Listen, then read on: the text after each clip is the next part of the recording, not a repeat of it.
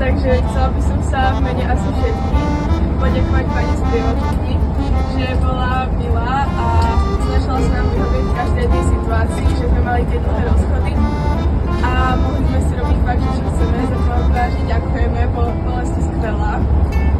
Taktiež by som chcela poďakovať pánom šoférom, že nás v poriadku doviezli tam. A tam aj naspäť a že som si mohla vyskúšať umyť okna. Bolo to super.